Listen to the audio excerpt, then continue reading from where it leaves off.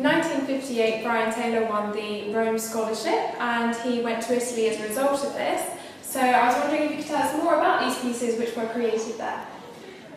Yes, when Brian went to Italy, he had a wonderful experience. It changed his whole life because he'd never been abroad before.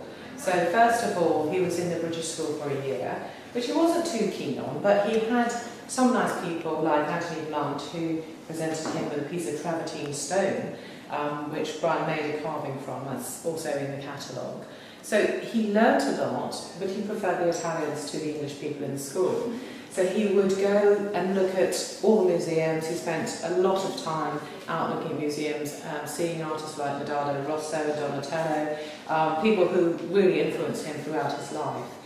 And after a few years, he actually loved Italy so much, he stayed for 5 years. So he lived off his portrait commissions, and also the Italians were very friendly. He loved this because he was rather reserved himself.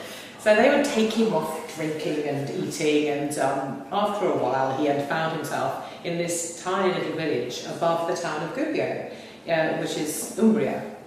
And he became friendly with a local priest, and the local priest, Don Bruno Pauselli, was a very good friend of ours. Oh, wow. He said, "You've got to buy a house, you've got to buy a house." And Brian said, "I've got no money."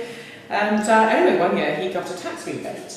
And he said, "Well, there's only one house I want, and it's Il Nido di Aquino, which means the eagle's nest." And Don Bruno said, no, you don't want that house. Well, that house is very remote, it's on top of a mountain, there's no road. And Brian said, "I don't mind, because I want to draw the landscape."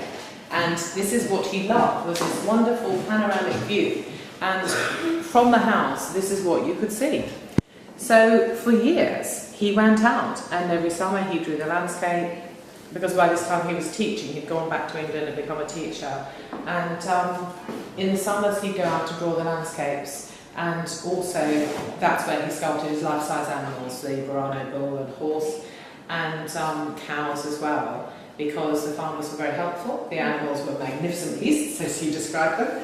And so his love affair with Italy really, it began in 1958 and it never really ended. He built a house out there where the family used to go every summer, and for him it was, he would prefer really, I think, to live in Italy, but I'm afraid I couldn't allow that.